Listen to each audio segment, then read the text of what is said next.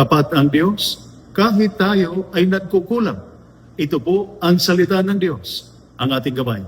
Ngayon po ay Friday, August 14, 2026, ng ika-11 na linggo sa karaniwang panahon.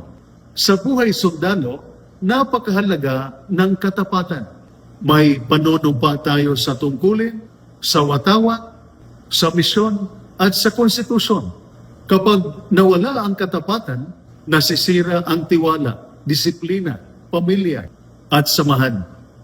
Sa ating unang pagbasa, mula sa aklat ni Propeta Ezekiel, chapter 16, verses 1 to 15, 60 and 63, ipinapaalala ng Diyos sa kanyang bayan kung paano niya sila inaalagaan, minahal, pinatawad, at pinagpala. Ngunit, nang naging maayos ang kanilang buhay, kinalimutan nila ang Diyos. Ganyan din minsan tayo. Kapag may problema, naghahanap tayo sa Diyos. Pero kapag maayos na ang lahat, nakakalimutan natin siya. Ngunit, ang magandang balita ay hindi sumusuko ang Diyos. Sinabi niya na aalalahanin niya ang kanyang tipan. Ibig sabihin na kahit tayo ay nagkukulang, nananatiling tapat ang Diyos. At patuloy niya tayong tinatawag pabalik.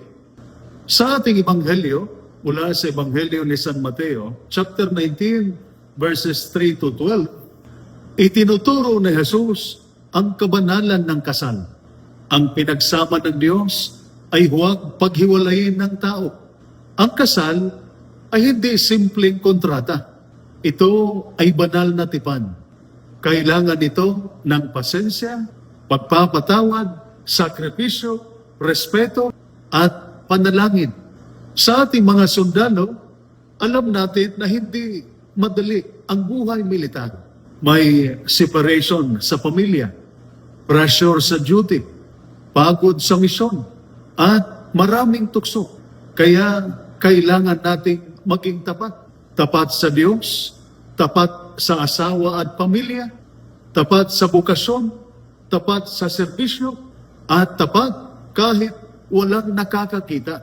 Hindi tayo tinatawag ni Jesus upang husgahan ang sugatang pamilya. Tinatawag niya tayo upang ayusin, mahalin, magpatawad, at manumbalik sa Diyos. Dahil tapat ang Diyos sa atin, maging tapat din tayo sa Kanya, sa ating pamilya, sa ating tungkulin, at sa bayan. Ito po ang salita ng Diyos, ang ating gabay. Madalangin tayo. Panginoong Diyos, patawarin mo kami sa mga pagkakataong hindi kami naging tapat. Patatagin mo ang aming mga sundalo, ang kanilang pamilya, at ang kanilang bukasyon. Turuan mo kaming magmahal, maglingkod, at manatiling tapat sa iyo. Sa pamamagitan ni Kristo na aming Panginoon. Amen. At sumainyo at sa inyong pamilya ang pagpapala ng makapangyarihang Diyos, Ama, Anak, at Espiritu Santo. Amen. Santa Maria, Ina ng Diyos, ipanalangin mo kami. San Jose, ipanalangin mo kami. San Miguel Arcangel, ingatan mo kami. Amen.